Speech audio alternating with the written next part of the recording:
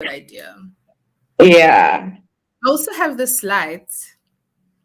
You can't see it, but it's just not Yeah. doing what I need it Yeah. to So do. it's similar. It's similar, but I have two. So I think the trick is to have two to balance the lighting out. Yeah, yeah. Also, I might need to get a webcam because the camera quality here kind of sucks. Yeah.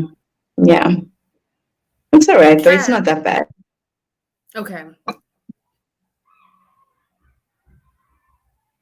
Cam, Ona, can anyone hear us? Oh wait, Cam said, "Oh, there's a So she countdown." asked. We live. I think we're live. So she asked Okay. in the chat box, ready to go live? I think we're live because I see a count of people Uh, watching. So I actually think we can get started. I know we are way ahead of ourselves. Already having a about conversation. lighting, camera quality. So good evening, ladies and gentlemen, and welcome to tonight's Fireside Chat.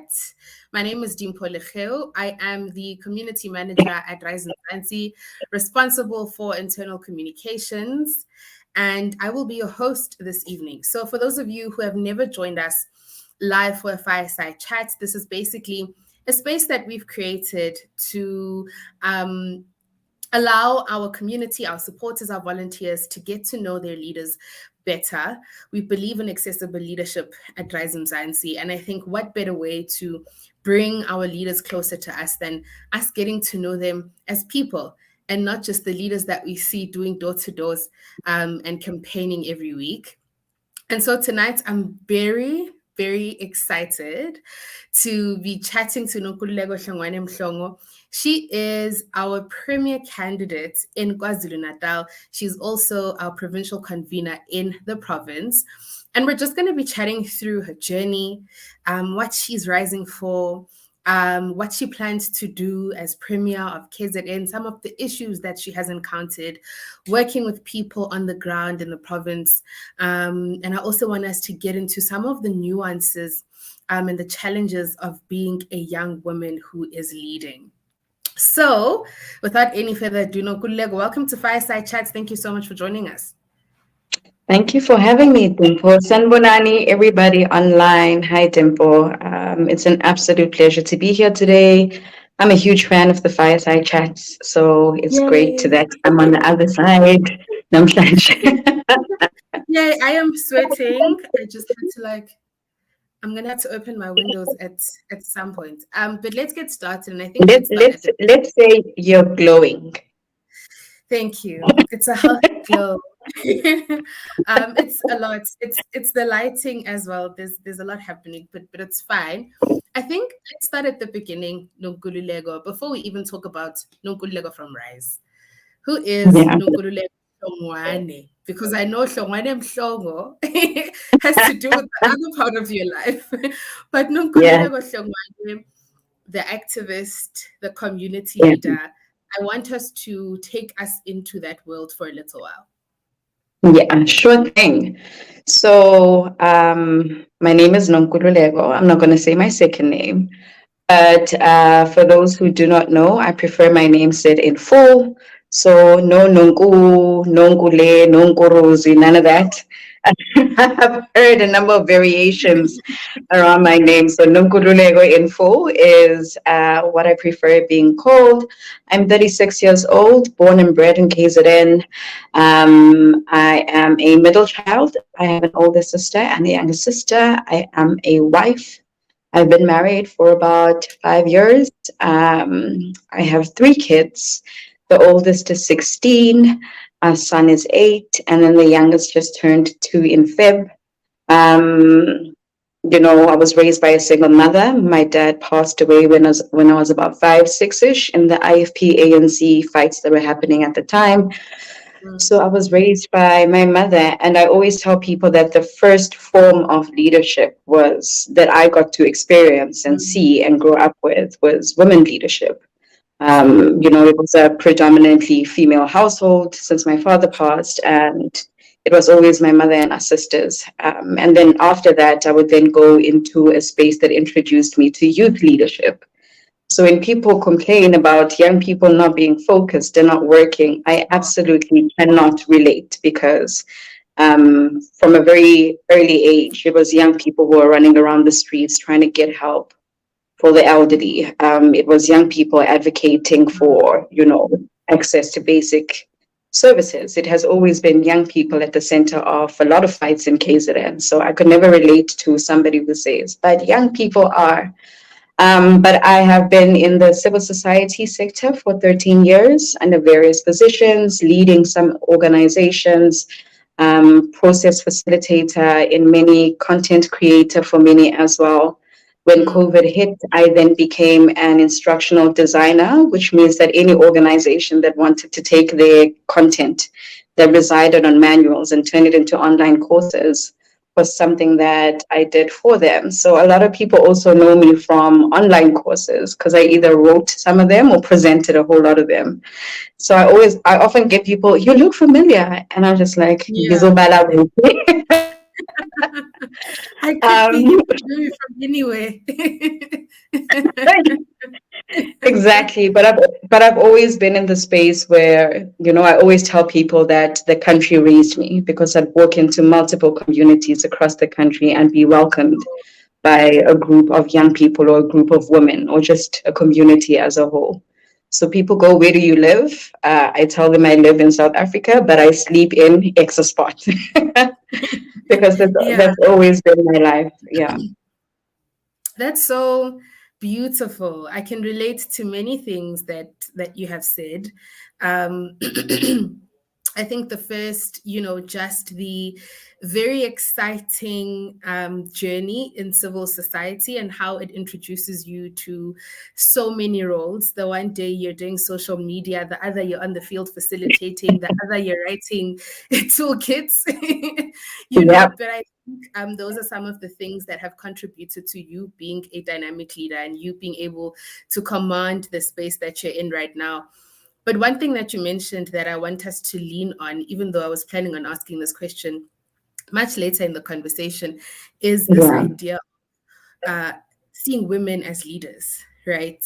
And that being your first example of what leadership looked like, which is something very special and very rare in a patriarchal society. So observing your mother and the women around you being leaders in the home, being leaders in the community, how do you think that has shaped your ideals as a leader? How has that shaped your leadership style? And for you, what has been your experience being a young woman leading in South Africa today? Yeah. So for me, leadership has always been attentive. It has always been very gentle. It has always been guided and led by love. So I do not know how to lead in any other way outside of that. And anybody who gives me any other definition, these have to be at the core or the base of anything else. So I again, hope with women our being social media team is listening, because that's a quotable. That's a quotable. What? It is attentive, yeah, it's gentle, and leadership is it's also just love. Yeah. yes. It isn't anything that excludes any of those things, and that has just always been my understanding of it. So you can be firm but kind. We can disagree but not necessarily hate each other.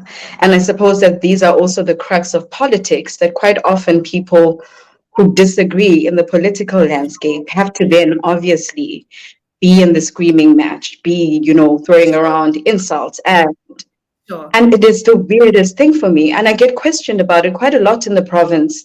There was a caller, I was on Igagasi, Alex Ntiane's show, and the caller said, but your politics comes across as very gift of the givers. And in my head, I am thinking, is that meant to be an insult?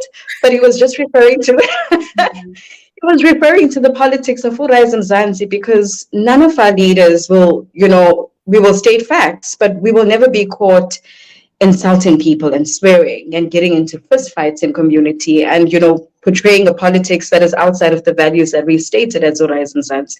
So again, being shaped by, women around me, young people around me, that is what I've known politics to be. Where it becomes challenging, particularly in KZN, is that people have one, a set idea of what a woman in KZN has to look like, what her responsibilities are, what day-to-day life is, and even her role within leadership. So you can't be a leader and necessarily be at the front and leading a province, because what is that? We don't know it. And what I'm constantly conscious of as well is going into spaces and having to, within the first 30 seconds, understand the context of a community, but also identify where the power lies in this space. Because these are things that you have to be conscious of. So I can walk in as a provincial convener or a premier candidate, Komhlabo ya Lingana. My power is that I have convened the community for a gathering, but I'm also conscious of the fact that I need to be respectful of Inkosi and Nduna that is in the space and religious leaders. And there are set processes for me to sit in that. So it has been, one, understanding the context of communities, but also never losing sight of what I was introduced to leadership as being, and being able to carry that through in spaces, to a point where even communities who at first glance swear at us and say, we'll never vote for RISE Mzansi. When those communities are in need, RISE Mzansi is the first person in that community. Because for us, we don't just serve people to say we will vote for RISE Mzansi, but our responsibility to this country is to be able to serve the citizens of South Africa. And that includes people who might not agree with us, people who might vote for other political parties. It encompasses everybody. Sure. I don't even know where to start reflecting on that, because you've said so many important things, especially about the political culture in South Africa, and how, as RISE Mzansi, we have taken on the very difficult work of trying to do politics differently in a political landscape that is incredibly toxic, that is incredibly populist, that is incredibly factional, and to come out with the intention of just building a country where people can live dignified lives, excuse me, regardless of who they decide to align with politically, I can imagine is a very big task. But I also really like what you're saying about, having to grapple with understanding that you're a woman in leadership and that you have to command that respect, but then you also have to be cognizant of the environment in which you are leading. And I want us to stay there for a while, because you are obviously leading in KZN, and you have recently been announced as RISE Mzansi's premier candidate in the province, a province which is known to be quite dangerous for political players. And so I want you to talk me through just how do you reconcile, the knowledge that the work you're doing is necessary, and that it's the work that you're going to do because that's what you've decided, but also the fear that can sometimes kick in, because the reality is that it is an unsafe space to do this kind of work. Yeah. So that was the biggest aspect that I needed to make peace with in choosing this work, because I might have chosen it as an individual, but my family didn't. And when I speak about my family, I'm talking about my husband, my kids, my mother, my sisters, my nephews. So it was always the balance of, how do I continue to do the work that I know that if I don't do it, then not a whole lot of people will do it. But also the responsibility of being female and in the position of premier candidate. It is a huge responsibility. It is a heavy responsibility. Sure. But I and people often ask me, I'm not afraid. I am afraid every single day. I wake up afraid. I go to bed afraid. I don't take my kids to school anymore. I used to take them to work when I was still in the civil society space. I can't do that anymore. So they can't see me facilitate and engage with community and also be running around and engaging with the kids of that place, because it's not safe anymore. You become slightly paranoid at times that, well, you look familiar. Have you been following me? And Yeah. these are the realities of the work. But once I came to the realization that when you choose politics in KZN, you are accepting life and you are also accepting death. I needed to take a good 2 days to just sit with that and be okay with that. That I'm comfortable living and I'm comfortable dying in this role and in this work that we do. And to also just mourn myself. It sounds strange, but I needed to let go of that, of the fear being so constant in the work that I do, because it was preventing me from interacting with people at communities. It was preventing me from being comfortable in public spaces with my kids. You know, it was preventing my family from being comfortable around me because I'd constantly be looking over my shoulder. So once I decided that I would accept the nomination to be Premier Candidate of KZN, obviously I needed to go through the due processes of asking the leaders, one of the leaders, to come through and just explain to my family what that meant, and to explain to them some of the shifts that might happen, what campaign season would look like, what would be the requirement of me in terms of my time, where I'm situated, how often I post, to the minor details of driving around and telling my mother that you're gonna see my face around on polls.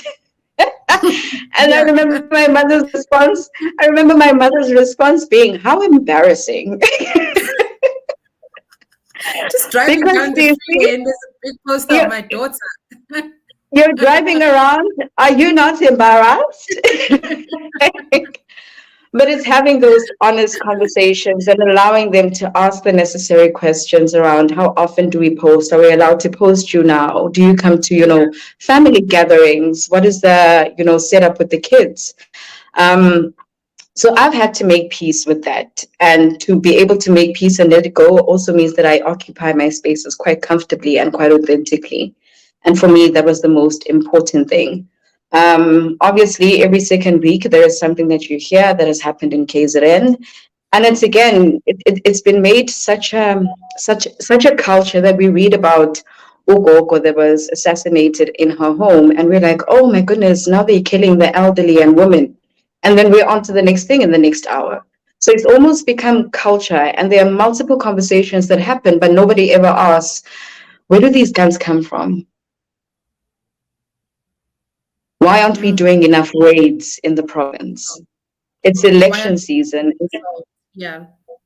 So it's that norm that we've created around political killings in the province and people wanting me to be afraid so that I run away from politics so that they're able to then continue what they do.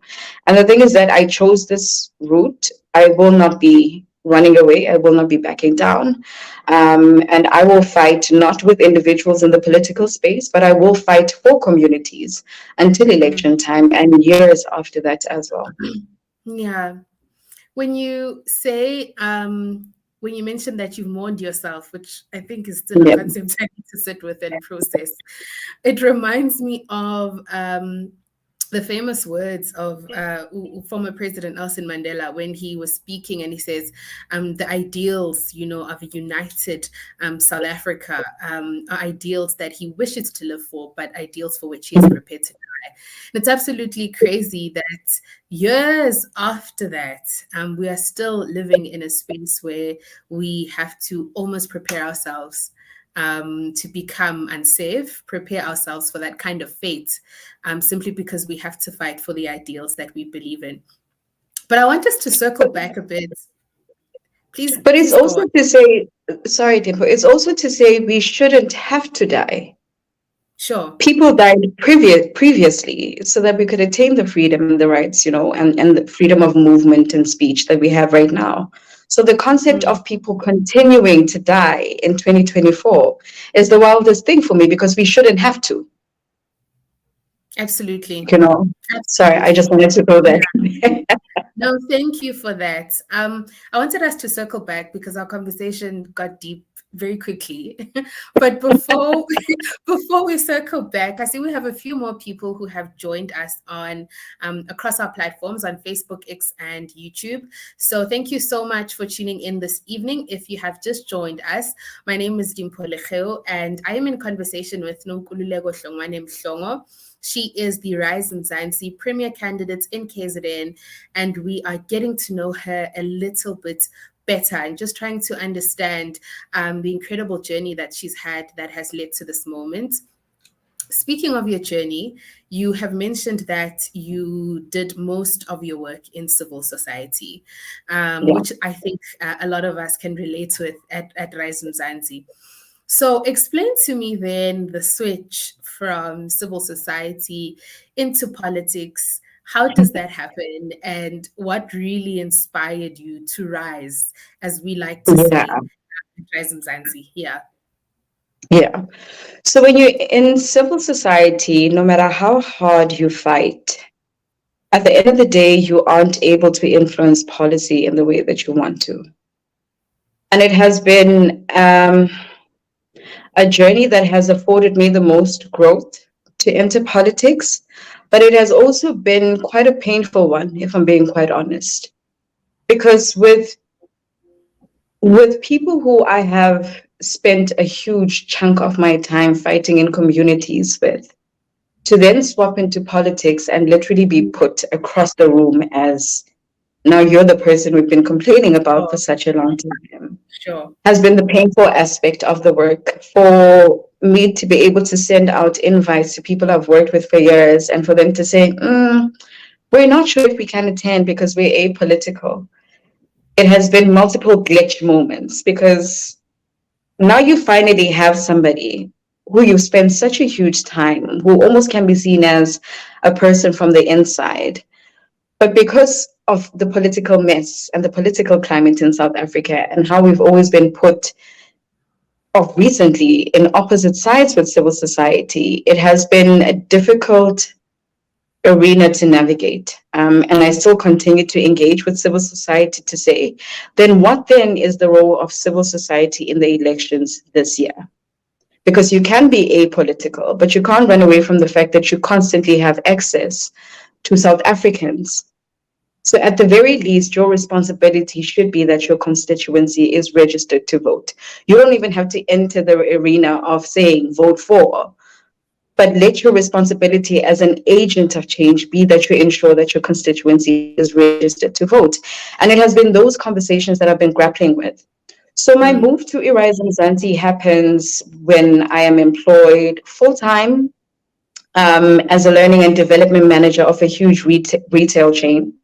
And a friend of mine reaches out and goes, yo, there are a couple of engagements that are happening in Joburg, pull through. I pull through. And obviously the conversation that's bubbling at that time is something's got to give. Like we're tired. Something's got to give. So I continue to enter those conversations because, again, my background is civil society and I continue to do work in communities. And then RISE Mzansi begins, and I enter into a room with people I don't know, 70%. I met Silna for the first time. At that day, I met Debogo for the first time. Usiswizwa, Daeshi, like all of the peeps we met for the first time. But the moment, and I can remember it quite clearly, the moment I knew that RISE Mzansi was my political home for the rest of my life is when we were arguing around the logo for RISE Mzansi. Like we needed to choose a logo and people liked, the icon, others liked this and they liked the, different variations of it. And I'm happy to say that the logo that we sit with right now is a logo that Usongeza didn't choose. Mm. And for me, that was important. That is when I knew that because I had been in other political spaces where when the national leader spoke or the president spoke, that was it. That's Like final. nobody could. So I Yeah. always refer people back to that point. That Songezo had wanted something else as the national leader. Other people also wanted something else. But the logo that we sit with right now is not the logo that Songezo chose. Because we entered into conversation and we needed to decide what was important for us, but equally what was important for the brand moving forward, especially because we have this responsibility of building a movement. So it's not just politics for us. What happens in between politics is also important. So that for me was the defining moment to say, regardless of my views in this space, one, I will always be listened to. And the decision that comes out will be the decision that benefits a whole lot of people, not just a single person. And that is how I found my home. Mm. I love how the politics of RISE, or the way that we do things at RISE Mzansi internally, reflects externally, because as you are speaking about how choosing a logo, which actually for a political party is like quite a serious decision, hey? It might sound insignificant, but I mean Yeah, that's your recognition. That's what people are going to recognize you by. That decision was a democratic one, yeah, right? And it wasn't a thing of, if the leader says this is what we're going with, then we're all following, or else, we yeah, are going to start questioning our positions in the party. And that reminds me of something you mentioned earlier about how people question whether or not or people say that our politics are very gift of the givers, because we don't necessarily go into the political terrain with this aggression, yeah, that we know what we're talking about and therefore you should listen to us. But we really go out there with the intention of building better communities. And that's why people resonate with our politics. And so for me, I think just having strong democratic systems internally at RISE Mzansi reflect externally. And I think it's Irfan always likes to make the example of the oldest person on the NLC being in his 70s and the youngest being 21. And when those people speak, both of them are listened to. yeah, Both of them yeah, are listened to and taken seriously. So yeah. I love that anecdote. It's nice to know that this was a democratic decision, and we absolutely love the colors. So Absolutely. And it's not to say like angeke siyisuse nanini. Like when we want to fight, we will fight, but we will never fight for political show and theater, because we know that we will gain traction and we will trend. We will always fight for communities, and that manifests in different ways. But people expect us. Now we are on a panel with a debate, and we're throwing insults. And that never happens. But best believe you come into a community and you think you are just, you'll be yeah, met with the problem. yeah, yeah. That actually, I wanted to move on to our next question, but that has prompted something. It reminds me of something that my throat is trying to sabotage me this evening, but it's not I'm going to sorry. win. It So I reminds have a me cup of with Ned Lemon because we are I suffering have liquid. I have a cup of tea. I'm so glad you showed your cup now. I don't have to feel weird for taking sips in between. But what you said reminds me of I think a growing sentiment on social media. No. RISE is obviously a new political party, and whenever I just browse through what people are saying about us. One of the things, and not just RISE Mzansi, in fact, other new political parties, that there's a narrative Yeah, that you don't know politics. You guys come from civil society. You won't survive this. You don't know what you're doing.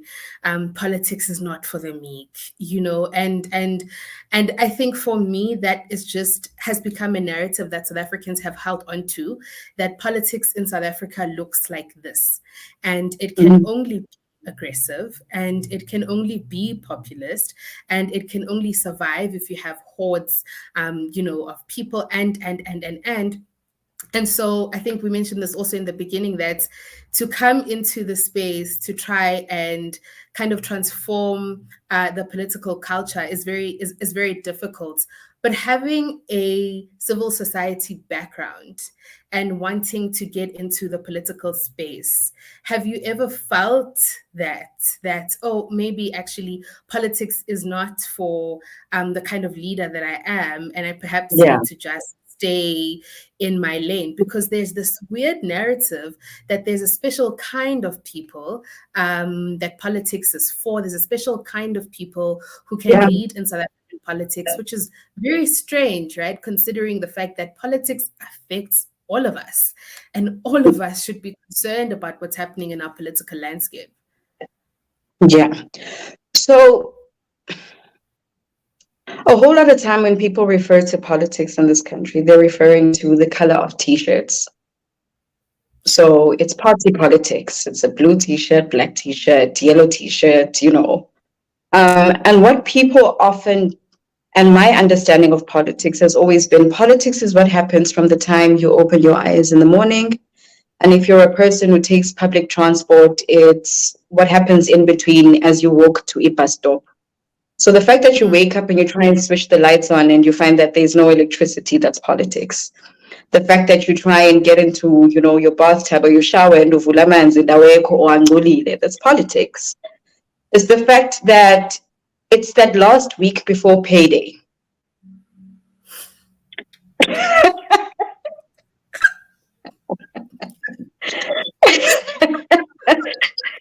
That is politics. Yeah. When people think you have to sound a particular way, you must have suffered in some way to then be regarded as, that is your badge to enter politics. You must have been exiled. Sure. And my question, and I think what people fear about RISE Mzansi is the amount of people we're able to resonate with. Because if you look at all the other political parties in the last elections, a huge chunk of South Africans didn't go vote. And for me, that indicates that people didn't resonate with any of them. The thing about seeing somebody from civil society in politics is that a young person, a woman, a person who's currently in civil society, can be able to sit back and say, that could be me. The thing about seeing religious leaders enter RISE Mzansi is that the congregation and other pastors and religious leaders are able to say, okay, I can do it. And I think for us, that is why we don't spend a huge chunk of our time defending why we need to be in politics, because we know who builds the movement of RISE Mzansi on a grassroots level. We know the people who DM us and say, you're doing an incredible job. And quite oftentimes, anyway, the people who criticize us will never vote for us. So we don't spend enough time defending ourselves on social media because we're very clear and consistent about our messaging on the ground. And people appreciate the honesty. People appreciate that, I could sit down with the Faiza and with Daish or Nick and have a solid conversation, that we don't need a youth league or a women's league to champion issues, because we don't select issues we put forward based on our feelings. It's about facts and constantly being in touch with conversations with communities that allows us to then have conversations around tax relief for single mothers, that speaks about the grant for job seekers. All of that, an entire manifesto has been crafted and co-created with the entire South Africa. So people to say we don't fit the description, we should do this politics, if they're still that expectant of that we'll do politics that has failed them, it's not going to come. I'm so glad that you touch on the manifesto and its co-creation, and the fact that it comes from real conversations we've had with communities. Africa Check actually did a fact-checking of our manifesto and found that the assertions we made were correct, right? Because it comes from spending time with communities. And I think diagnosing issues and formulating solutions from people's lived experiences, and not just, what we imagine when we sit in boardrooms and talk about what is wrong with the country.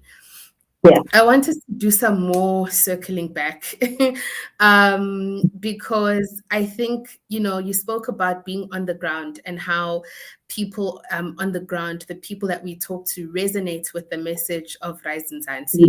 And we see you very often in communities talking to the people of KZN and spreading the message about RISE Mzansi. I want you to take us through that experience. What has it been like for you? What are some of the big issues that come up when you talk to communities in KZN? And I guess, and I'm struggling to find the words to ask this question, but I guess, how has that changed your perspective? Because I imagine that going into the work that you're doing now, you may have had a certain expectation or outlook about politics, about, the things that happen in communities. And I imagine that's very different now. So just take us through that experience for you, paint a picture for us, and tell us personally for you, how has it made an impact here? Yeah. So it's not very different. What I often say to people is politics for me has been, I suppose, more painful. on a grassroots level. Because the thing is that when you're an NGO, people understand that you are funded and funded for particular activities. And you're an NGO, you're able to help at the time you're able to help. And then if you aren't, then that's fine. In politics, particularly around our languaging and bettering people's lives, at every single corner, all you see is pain and sorrow and hunger and poverty. And then people look to you to come with the solutions. You say that you want to enter government. What are you going to do for me now? Because I'm hungry now. So it's those conversations that are often the most painful ones to interact with. It's walking into communities and communities saying, we thought people thought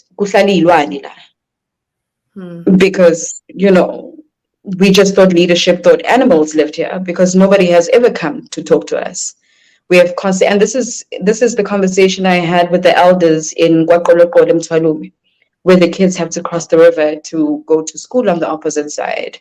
Because their question was, if I am 74 and in my school days, I crossed this very river, I had kids who then had to cross this very river, and more kids have come and crossed this river and died, then obviously the leaders of this country think they're only animals who live here. It's having to have conversations with people who say, actually, it was better during apartheid, if I'm being honest, and sitting with that. If you understand what the apartheid system intended to do, it's having to sit with people in 2024 say, than what we're living with under now. So I think my work, the core of my work, has not differed from the work that I did in civil society. Obviously, now you garner for votes.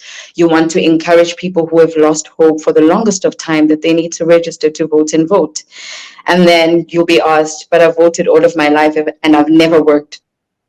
None of my kids have ever worked. But you need to then have that back and forth conversation.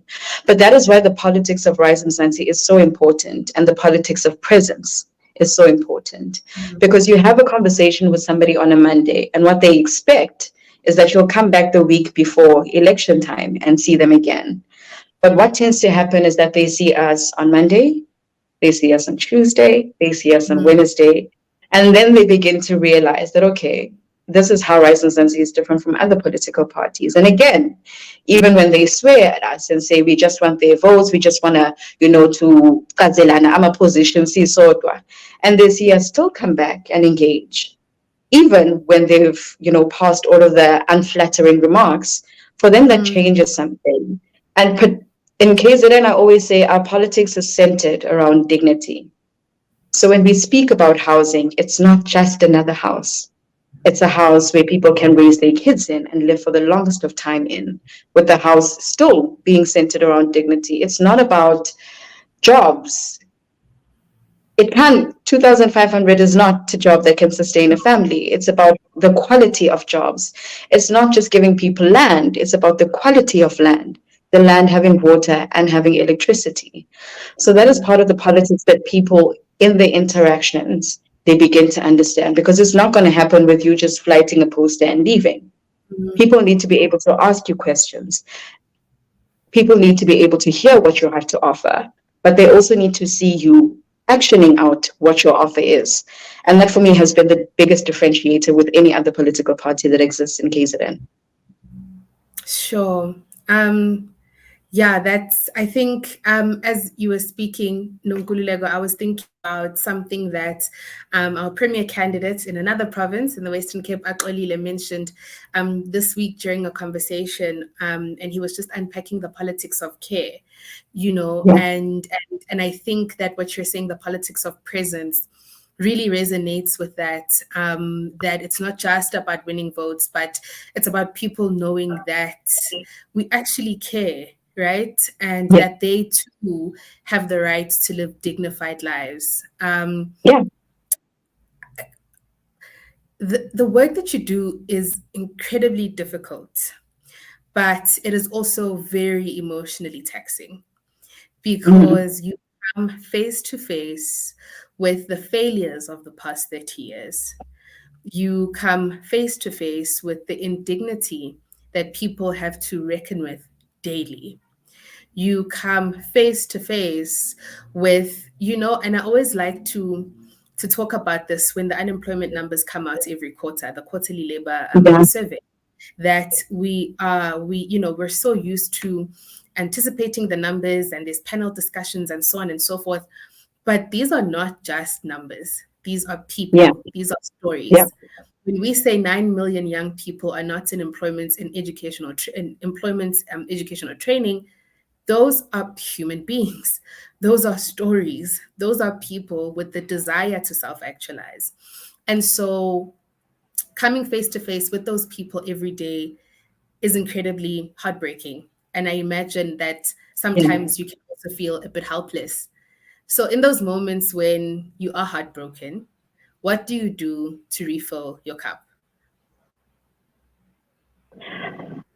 I jam Beyonce in my Okay. earphones. They don't judge because they're not judging online. Okay. I spend time with my kids. I do their hair because I'm an excellent braider. I do their hair, I visit my mother, I sit with my sisters, and I laugh from the bottom of my belly. Yeah. But what is also important in the work that we do is to own the small wins. Mm, They're so important. Hosting that sports tournament that has never been hosted in an area before, with the kids playing around and not worrying about anything else outside of the music that is playing mm, there, having their mothers watch them play, and just have the communities acknowledge that they're actually people. Seeing, because quite oftentimes children are just around us, but we don't mm. actually recognize them as people who have feelings, Sure. who can Yeah. actually tell you how they feel. So for me, when we host sports tournaments, I'm never necessarily watching the teams who play on the pitch. I'm always observant of the kids there, Mm, because at that one moment, everybody is there and they have the show if they're playing traditional games. Um, and they get to sing and they get to dance and they get to be kids in this country. mm, It is, when we have off late, one of the things that we started doing is if we have sports tournaments or any gatherings that require a small bit of catering, we always go to the informal traders. And you will see sure. some of the pictures that will go up today. There was a sports tournament that was happening, and you see our field organizer literally buying from different stalls part of our Mm, catering that we were going to use. We have artists who are incredibly talented who offer to, create songs for us and compose songs for us. And we play those songs relentlessly. We call them to perform these songs. And those are the small wins. So, in as much as part of politics is speaking about what you will do, what we have managed to do as RISE Mzansi is lift certain aspects of our manifesto and actually bring them to life. sure. And I think that is absolutely incredible. And people just need to look around more often at our social media instead of just throwing comments to actually look at what we do and then try and find it in the manifesto because it exists there. Every Mm, single thing that we speak about in our manifesto, you're able to pinpoint it out in our social media feed. And that for me is incredibly powerful. mm, So those are the things I do to get garner strength. And then obviously there's the team, the NLC, the volunteers, the people who sit in our provincial offices who will drop me a text every now and then and go, "You're doing well." Some of them I've never met. We only know each sure. other on social media. And to know that there are people who are watching, who are supporting you, who are not necessarily in your direct line of sight, but to have those messages come through on Facebook, on Instagram, on WhatsApp, and say, Mm, "You did really well today," powers you. And sure. that's the community that we have in RISE Mzansi. And that's essentially the community we want to begin to see happen across the country and in different communities. Sure. I can attest to that. And I think it goes back to what I said about what people see Rise Mzansi doing externally, what people see reflected on our social media is actually an expression of what happens internally, right? Yeah. Um, because, like you're saying, I think, have created such an incredible community of young Mhm. leaders who are just banded together by this mission that we have to build a country that we deserve, a country Yeah. where people can live dignified lives. And Yeah. it's beautiful to know that everyone that I've had this conversation with says that they feel the same thing. Everyone who's part Yeah. of the Rise Mzansi community says that they feel seen, and they feel held by this community. And I think that's so important, especially for us. As as Black women. You mentioned that one of the things that fill your cup is your family, and your children. And something that I think is very special that we talk about in a manifesto that I haven't really seen other political parties prioritize is the need for family and Mm. for individual, but also family well-being, right? Yeah. Because families become our community, and eventually that becomes our society. So, what does that look like to you when we talk about individual and family well-being? In a way that builds stronger communities. As a mother, as a wife, what does that look like for you? So for me, it means when a volunteer faces something, whether in their personal lives, in their families, and it comes to my attention, no matter how busy I am, I stop and check up. It means when I hear that it's somebody's birthday in our ecosystem, I drop a text or I call. Sure. It means I'm interested in knowing the field organizers' families so that when they're out in the field, they have a face to say, Mm, when my child is doing this work, sure. this is the thinking behind that, and letting us and taking our families through the journey of politics. And that is why it was important, even when I accepted the nomination, to have somebody come to my family and explain what would be required of me and to answer the questions that they sat with. So we have a lot of parents who volunteer for RISE Mzansi that come from the volunteers and the field organizers ecosystem. Miss Mtwalume, one of our field organizer, Ukalala's mother, cooks food for us and cooks food for the community. She'll be rolling around town in a RISE Mzansi t-shirt. And it's being able to be in a space and introduce yourself and letting the family of that person who spends so much time doing so much work for RISE Mzansi to feel seen and their families to feel seen. It's about, there are these things that happen where you'll be at an event on a Tuesday and there will be kids there. And for us, RISE Mzansi, the first thing is, why aren't you in school? And parents who are not working will say, no, I'd wanted them to come perform because that's the only source of income that they get. But it also means that in trying to secure food, they need to pull some of the kids out of school. And any single parent who, when we require entertainment of sort, knows not to give me kids during a weekday because It's not sizocabana. gonna fly. It is not. It is not. The parents know. I will come into a town hall and I best not see Ingane that is meant to be in school because we will have words, and it'll be a conversation of how best do we support outside of you having to pull kids out of school. If it's a matter of there's nobody else, how best do we even create physically by design spaces that are able to hold toddlers when we convene in communities. But eyokuthi ingane efe ngabe isesikoleni ayikho esikoleni because there was a performance that needed to be done. Not Absolutely gonna not. happen. Yeah.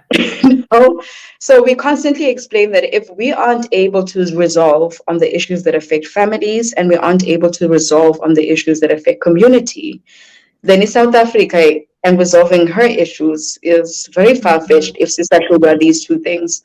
But it's also having conversations, very honest conversations with communities to say, in this community, we need to agree on things that will not happen, even before we involve Amapois. So a street has to say for themselves, in this street, there will not be a child or a family that goes to bed hungry. And these are our guiding principles. In this street, there will not be a woman or a child that is physically abused. or sexually abused. That is something that we collectively agree on, and it's part of the nationhood building that we speak about. But even before you rely on amapoyisa, what are the things and the rules of this community? Because let that be secondary. Let that be secondary. Let's complain about amapoyisa not being responsive, but we equally need to take responsibility of the conversations we have and the rules in which we tie each other on and the value system that exists.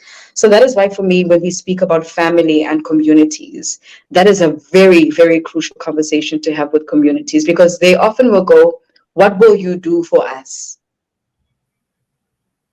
But whenever you hear the next door neighbor crying for her life because she's being beaten to a pulp, you keep quiet. And then a corpse comes out the following day and you're like, how but? So before we speak about what other people would be able to do for us, what are we willing to do for ourselves? And then, put on a bigger scale to partner up with whichever political party or parties would be able, or government that would be able to sit. But they have to be guiding rules that we create for ourselves, for our families, and for our communities before the system kicks in. Yeah. And I think that speaks to ownership, which is part of our politics, right? To say that building a country is a group project. We are not going to leave it to politicians and just cross our fingers and hope that they do the right thing, because we've had our fingers crossed for 30 years and they're not going to do the right thing. And so we absolutely have to get involved. And it starts at a community level. It starts with, like you're saying, questioning things about why ingane zingekho esikoleni on a weekday, right? And being able to get to the bottom of that. So I think that weaves very closely into the politics of RISE Mzansi, of people taking ownership of their communities and collectively deciding on what it is that they want for themselves first, before we even join you to support you as RISE Mzansi. Now, we've spoken about family, right? But I want us to kind of move back a bit and look at the overarching or the mission of RISE Mzansi, which is to build a safe. There's an order that I wrote down. I need to get safe, this right. a prosperous, and equal and united South Africa for all in one generation. Prosperous and united South Africa in one generation. And I think even though we have explained what this means, we have workshopped it. It's in the People's Manifesto. And we talk about it very often. I also think that it means different things to different people within the RISE community. I interpret it differently based on my circumstances, based on my ambitions, and it's not going to be the same as Nonkululeko's interpretation, right? So for you, when you think about this mission that we have all thrown our weight behind, that we have all banded together for, of building a safe, equal, prosperous, and united South Africa, what picture comes into your mind? What does that look like for Nonkululeko? Yeah. So I'm a huge believer of the fact that people are in constant transition. You go to primary, you go to high school, you go to tertiary if you're able to afford it. But the sequence of events is that eventually you enter the workforce, whether you run a business but people are also transitioning in different ways. And the responsibility of government is to hold people as they transition. That's one. So that even if there are challenges that come, they are not deterred from the direction of their success. So it means that if I have not been able to finish my matric in the year that I thought I'd finish it, government needs to be able to hold space for me to not feel as though I need to turn into other things. If it is somebody who has, through the adversities of life, have become addicted to substance abuse, whether it's drugs or alcohol, while they transition to a cleaner space, government has the responsibility of holding that person. We have a huge chunk of people who are over 35, who have not finished school, who have never worked, who don't possess a skill, and they are not being held. So when we speak about a safe, a prosperous, and equal, and a united South Africa for all, it means that we hold people as they transition, no matter what that transition looks like, so that those challenges that they have experienced does not take them out of the route of success, essentially. Mm. So you're reliant on alcohol. How can we keep you here so that the condition doesn't deteriorate your quality of life, but you're able to ascend outside of that space and still continue your path to success? And for me, that is essentially what it means. Constantly being in conversation with people to say, these are the pockets of people that are not carried, that are not seen. You know, people who are homeless, we drive past them every single day as if we don't see them. There's a huge population of people who went to school, but who are living in the streets. There's a huge population of people who are cut out by the 35 opportunity mark that we have in this country. But in all of the conversations, in the sopas, in the sauna, there is no mention of them. So for me, realizing that vision is holding people in their transition across the country through systems, through care, through a value system, through constantly being aware of the fact that there isn't a person who wants to wake up and be fed the entire time, be handed a food passe. People in the country want to work. People in the Yeah. country want to live dignified lives and want to realize, their dreams come to fruition. And here's the thing, because we spoke about youth unemployment. When you're unemployed, you don't lose the talent that you know you have. You don't lose your capacity to dream. You don't lose, if you're a person who's very business minded, you don't run out of ideas solely because you're unemployed. And the painful part about being employed is exactly that you sit and you can literally feel at every fiber of your being that you're not supposed to be where you are, that you were designed for bigger things, you were designed for success. But in equally feeling helpless and captive to your potential, there also isn't a space that holds you during that transition.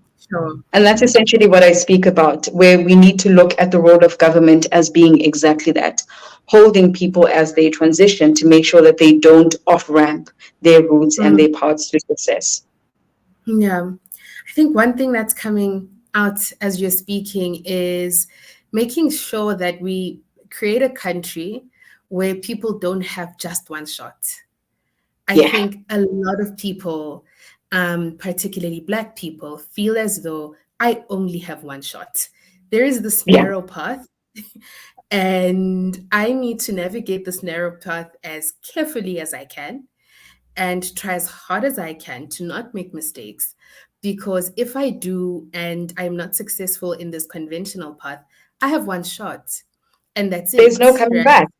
There's no comeback, and it's the failure, and if people do fail in the shot that they've been given, and they fall into things like you mentioned, alcohol and substance abuse, which is a huge challenge in our communities. There's no space for them to be held, Yeah. and to be given the support that they need to make the comeback.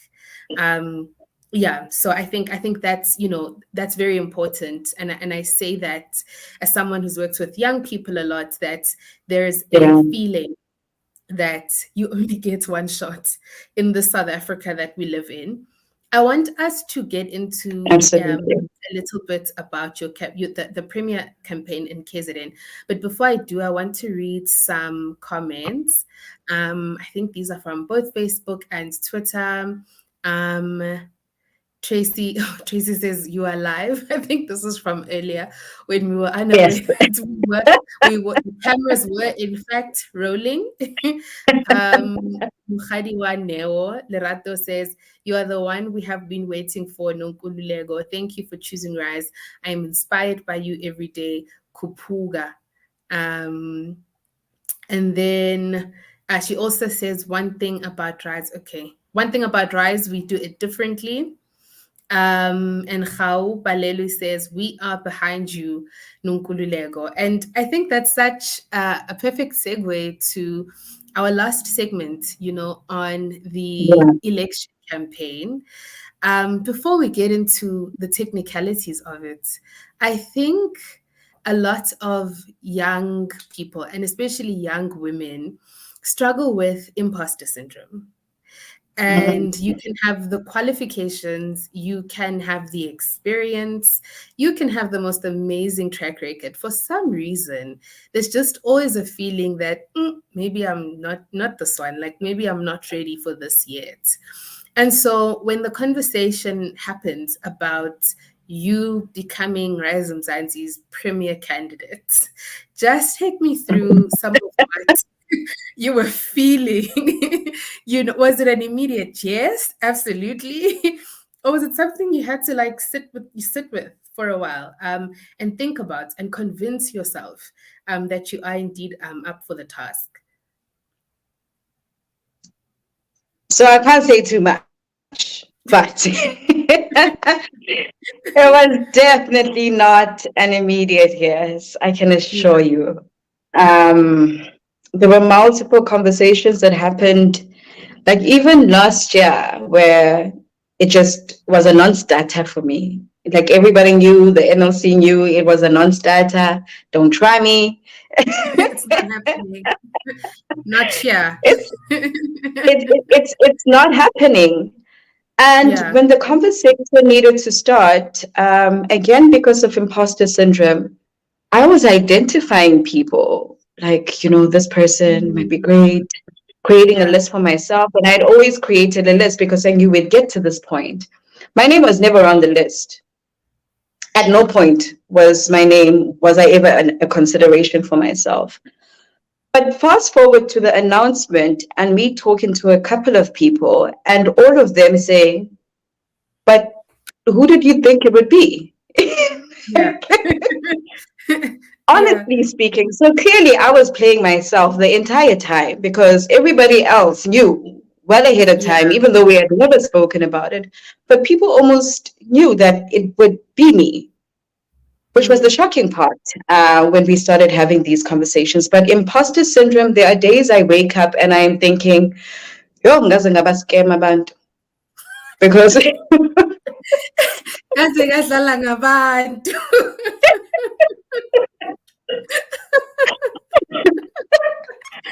you know, Yeah. what am I doing? Yeah. Because of this noise, particularly in KZN, there is a lot of Yeah. noise. And it is silly season, and there is just so much noise. So you almost feel at times thinking, am I even being heard with all of this noise? Mm.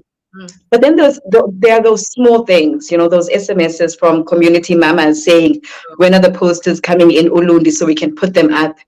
And then you Yeah. get sent pictures, and you're just like, how did I get Umama Omuzi to get on a ladder in rural KZN Ulundi to put posters Zasongezo on poles?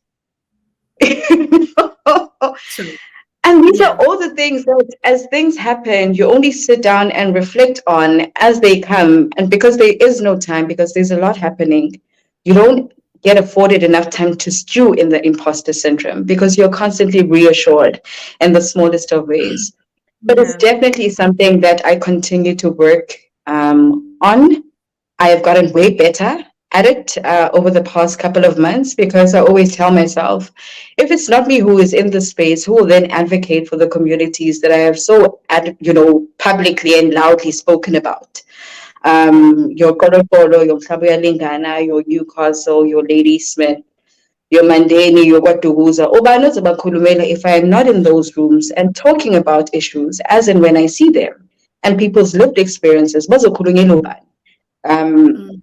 they have already committed to doing so much of the work of building this movement. And every single day they wake up and choose us.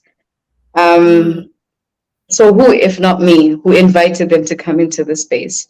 And I think it was also made obvious to a lot of people that it would be my name pulled out because I started off as the provincial convener. I roamed around the streets of KZN Gigit, or even before field organizers. Sure. There Yeah. were a couple of people that were onboarded, but in terms of accountability, it was me in the province. And to be able to see people lift the posters and, create songs about you just affirms the work that you do. It's not to say it creates like a huge ego or big head, whatever the case may be, but it affirms the work that I do to say, actually, I'm headed in the right direction and I have the right people around me. Sure.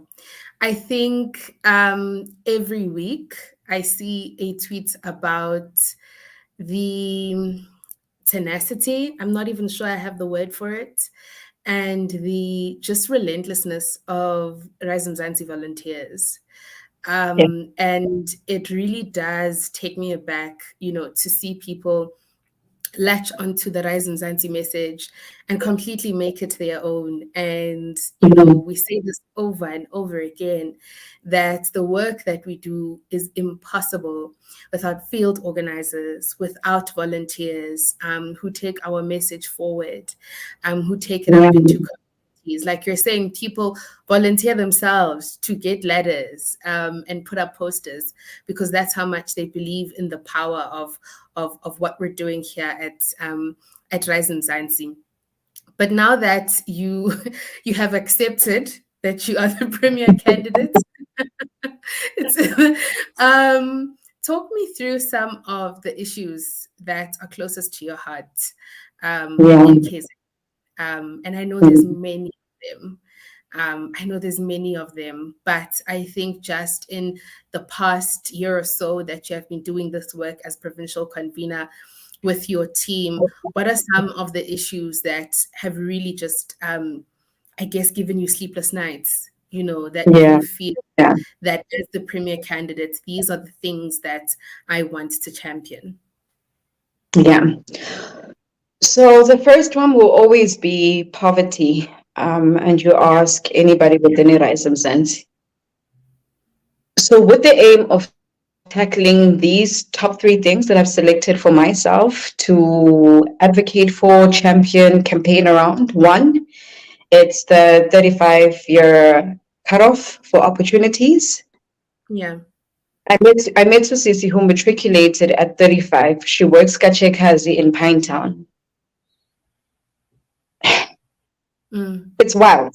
It's wild. I'm 37. I recently know what that felt like to turn 35, and all of the grant, funding I used to apply for, I couldn't anymore.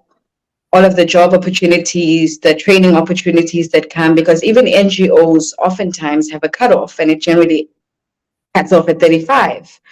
The grants, the business support, all went dry, and I felt it. It was loud. And to then have somebody who has never accessed, even because even in my own ways, I am privileged in a very huge way. For somebody who has never experienced any of the trainings I was afforded the opportunity to attend, the grants I was able to apply for, and for people to say, because of your track record and community, we'll give you this grant to further your work. And for them to turn 35 and to then just feel as if they are checked out, they are overlooked, they are not cared for in this country. So I want us to begin to co-create again with businesses, with NGOs, how we're able to hold all of these people. And again, it's for me, it doesn't make sense that we have defined youth to be this bracket.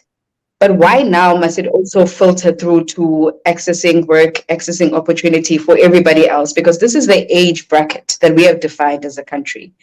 But it doesn't link up. In an ideal world, it would make sense, but it doesn't make sense for us in 2024 to continue with the 35 cutoff. Second to that is to advocate for the work that is done by ratepayers associations. And this is constantly fighting for basic services. Rate, tariff hikes, water, electricity.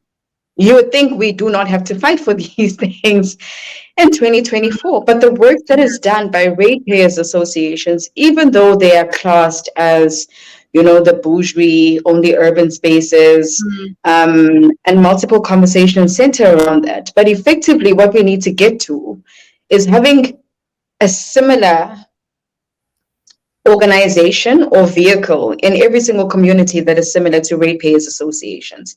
People who know what their rights are, people who are able to champion and fight for the rights of the community, and to continue and hold leaders accountable. So for me, the conversations that I've been having with people who lead ratepayers associations, because they are also apolitical bodies, is to say, How do you train communities to be aware of their rights, to be aware of how local government functions, how they're able to request for certain services, but also how to highlight when kudlalwa ngabo.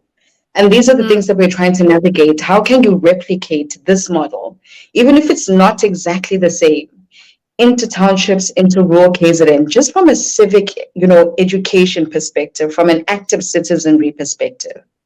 So that is why working with the ratepayers associations is extremely important to me in KZN, with the strikes that are happening, but people go for days without water and nobody comes to check on them. And then lastly, it's supporting small businesses. But the niche we have cut out for ourselves in the province is, yes, small businesses registered with CIPC, but also informal traders, to be able to also make them feel supported, again, in the small initiatives we're able to do by inviting them in spaces where we know there will be a huge, crowd of people convening to sell in those spaces. But to also directly go to them for things centered around catering for sports tournaments, when people offer to donate, assistance or relief to communities, to prioritize businesses that exist in that community that we visit, and to not come as if there aren't people who are able to give us the exact same service in the community. So those are the three things that I champion. At the center of my work will always be championing the causes of women and young people. If there will be people who will deliver our freedom, it will be women, it will be young people. And it's not to say others won't, but from a scale perspective and the people that we constantly engage in every single day, young people, artists,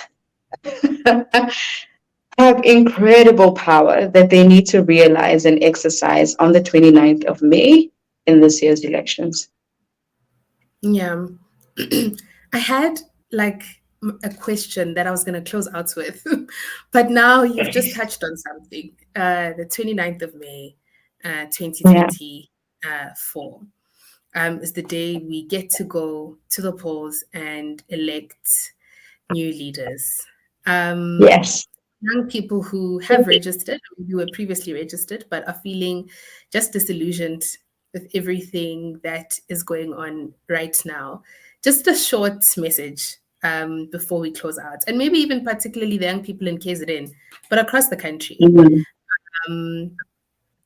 I think just I need for you to try and make them understand why those voices matter so much in our democracy. Yeah.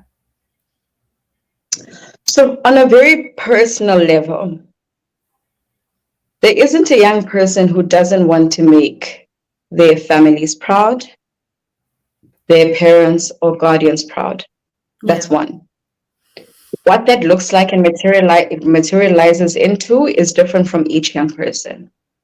However, with the leaders that we currently have right now, that is not going to happen if you do not vote them out.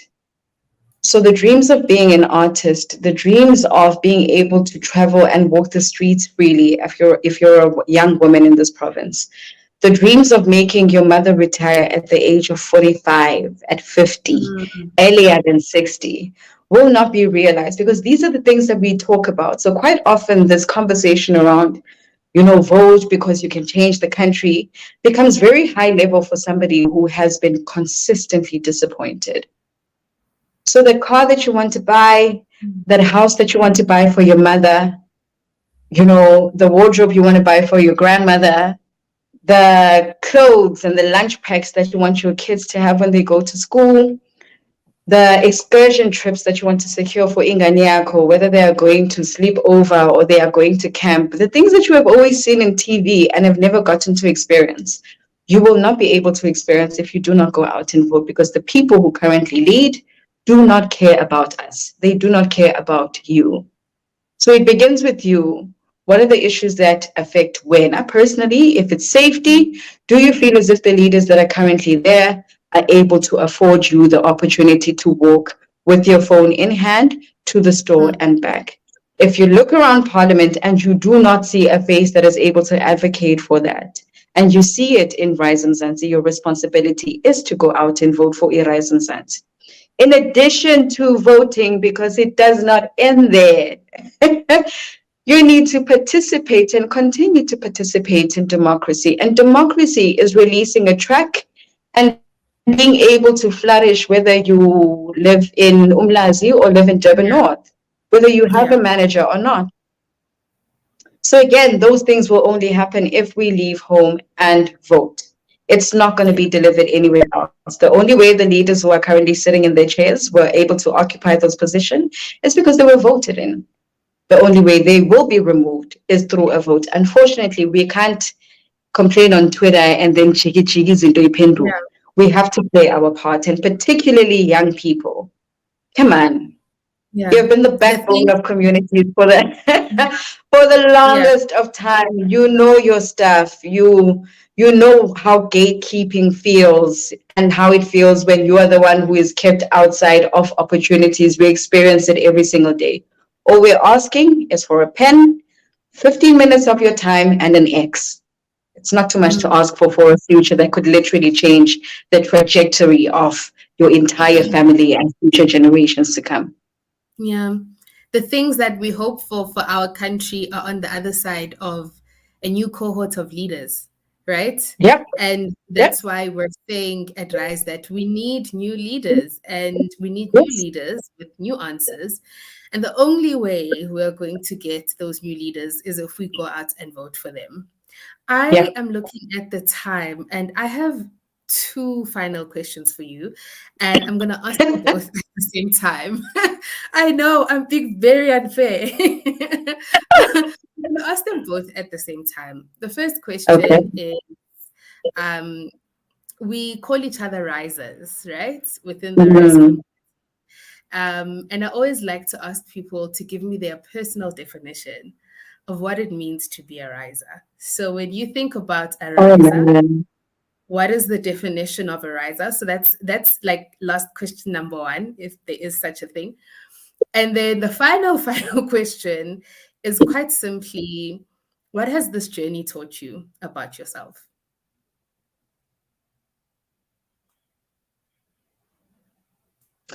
Yo, and then you chose to make those two questions last. Oh, we've got Yo, 7 minutes. see, It's see? fine.